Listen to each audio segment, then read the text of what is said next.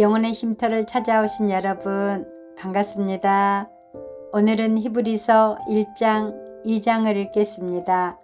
1장 옛날에는 하나님께서 예언자를 통해 우리 조상들에게 여러 가지 방법으로 수없이 말씀하셨습니다. 그러나 이제 마지막 때에는 하나님께서 그의 아들을 통하여 우리에게 말씀하십니다. 하나님께서는 그의 아들을 상속자로 삼으시고 그를 통해 세상을 창조하셨습니다. 그 아들은 하나님의 영광을 나타내며 하나님의 본성을 그대로 보여줍니다.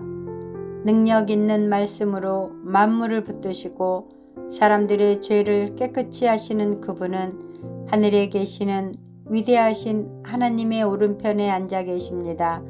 그분은 그 어느 천사보다도 위대하시기 때문에 하나님께서는 그에게 천사들보다 더 뛰어난 이름을 주셨습니다. 하나님께서는 천사들 중 어느 누구에게도 다음과 같이 말씀하신 적이 없습니다. 너는 내 아들이다. 오늘 내가 너를 낳았다. 또 이렇게 말씀하시지도 않았습니다. 나는 그의 아버지가 되며 그는 내 아들이 될 것이다. 또 하나님께서 그의 맏아들을 세상으로 보내시며 이렇게 말씀하셨습니다. 하나님의 모든 천사가 그를 경계해야 할 것이다. 천사들에 대해서는 다음과 같이 말씀하셨습니다.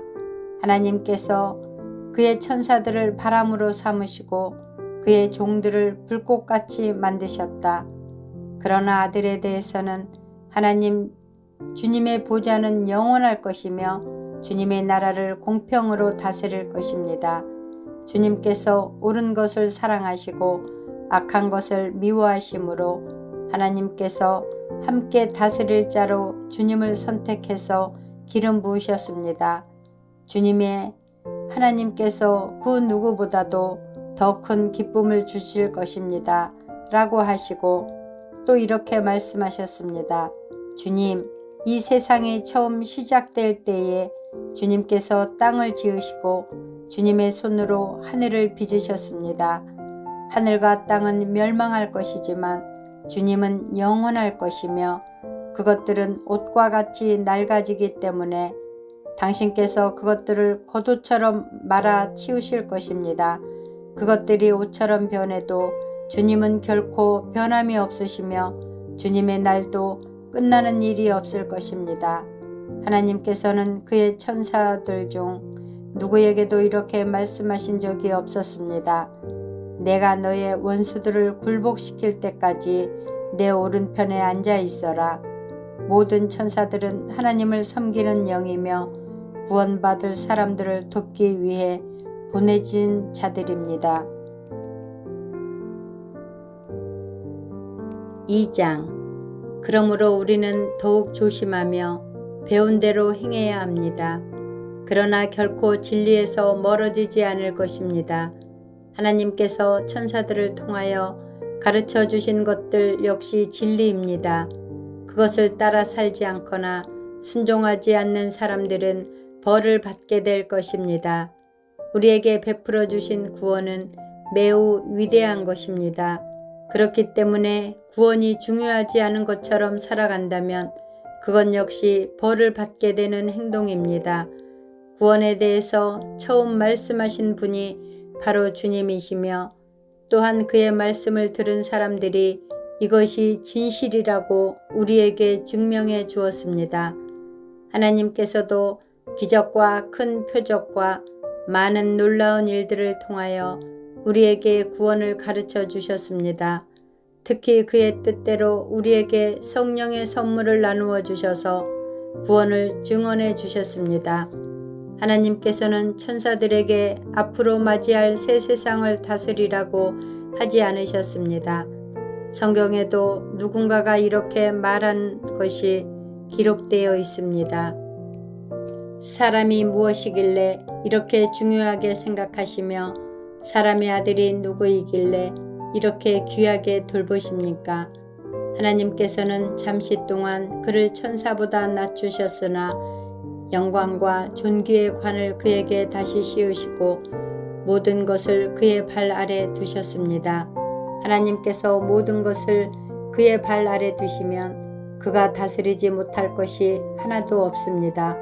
하지만 우리는 아직도 그가 모든 것을 다스리는 것은 보지 못하고 있습니다.